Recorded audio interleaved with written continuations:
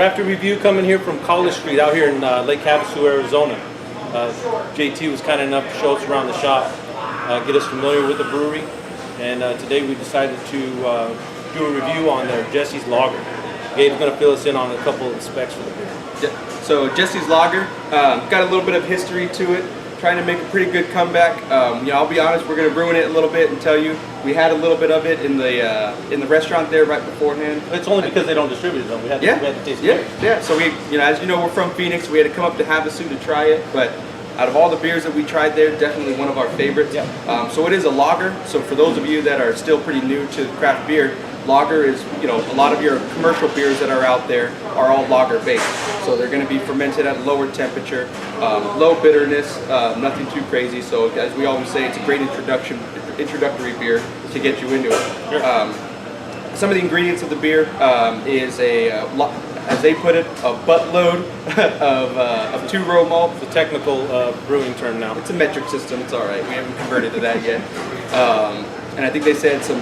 I can't remember the hop variety. Munich was also in there. Some Munich malt. I'm trying to remember the hop that we use there. There's Jaws and also Saws and Mount Hood. That's what it was. Thank you. We got these guys over here helping us out, so appreciate it. But yeah, so low IBU. I think we were saying about 32 on the IBU scale. So very light, very crisp, very clean. What's the surprising factor on this beer? Should we tell them? Should we ruin it? Well, we got to tell them. We tell them all the time, right? One of the things that impressed us the most with being a lager, being a very low bitter, was the ABV of the beer.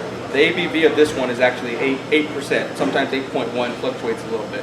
So definitely gonna knock your socks off. So drink with caution. Proceed with caution. Yeah, but so got it right here if you're taking a look at it. A nice golden color. Yep, nice gold, got a little bit of copper tint to it. Very filtered, nice and clean looking. Yep. Give it a go.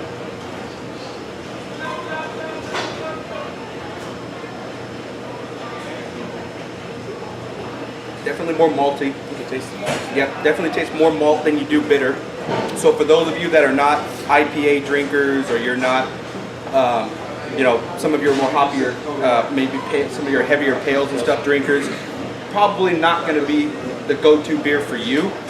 But if you are into your, I don't want to name drop them, but those commercial beers, those yellow beers, stuff like that. Very similar. Yeah, very similar in style, but I'm going to be honest, much better. Much better. Gateway Lager into the Gateway Lager. Gateway Lager. Hashtag Gateway Lager. There you go. You do a lot of hashtags. You heard it first. Clean taste, very flavorful, very crisp, very clean off the finish. There, when one thing that we don't talk about too much is when you're drinking the beer and you put the glass down and you're chilling. Sometimes you want some of that heavy flavor still to follow. Sometimes you want it to mellow out and be a really quick finish. Definitely a quick finish, which maybe might make it a little bit more dangerous because you keep on going back for more. And at 8%, you don't want to play around with that. But the thing I like about this malt is even being a malt beer, it's not a heady malt. No. It's definitely a malt forward, but the amount of hops that they put in it gives it a nice, clean, crisp bite to the end, and it's not a hop bite like you would say with IPAs. Something just kind of wash the malt away. Yeah. Sometimes you might get like a cloudy, almost like a overbearing maltiness kind of in your mouth. When you have a beer that has a lot of malt in it, but definitely by far they got a good balance so that when we say it's a crisp and clean, that's what we mean. There's a good balance. You get that flavor, but it's not overbearing. It's not overly bitter. It's just, and you also get the hop flavor in the back. Yep. So you get both the best of both worlds on this, and it's just so that they marry it so well. One's not overbearing, the other vice versa. Yep. So, and I'm not a big lager guy either. No. For me, this is something I can drink all the time. Yeah. And I don't know how far I'll get with this. I'm sure I'll get through a couple. I'll battle my way. You'll try. You'll try. You'll go down swinging. I'm gonna give the old college try. You know what I mean? You heard it here. If you're gonna come and try Jesse's, give it the college try. That's what they want to hear over here at College Street. So, scale of 1 to 5, what do you want to give it? I'm gonna give it a strong 4. Very strong 4. Again, most lagers that I've had, we've done some reviews on some Pilsners and other stuff. Thinking back, I don't know if I've ever gone over a 4 on a lager, but definitely it'll be one of my favorite lagers so far. So definitely give it a strong 4. I'm going to give it a 4.5. Okay. I want to set the plateau somewhere. Yep. And again, I'm not a big lager fan, but this is something I could compare future tastings and just my experiences with, you know, and the ABV in itself. It's enough right there. All you're gonna need is a 4-pack of this. Yeah. Get you feeling nice, real comfortable. So we're talking with the guys too. I mean, really cool brewery, really good guys. Again, beer has a lot of history to it. They're trying their hardest to push it out into the market in Arizona and in Nevada. So if you guys know anybody that does beer distribution, if you're at a restaurant, if you're whatever, tell them, hey, I want to try Jesse's Lager. I heard a lot about that Jesse's Lager. Let's push it out there, because trust me, you want to try to get this beer, and these guys just need some help pushing the name out there, getting folks wanting it. You won't regret it. It is you won't great regret beer. it. A little, what we failed to mention earlier in the review is that it's actually named after one of the owner's children.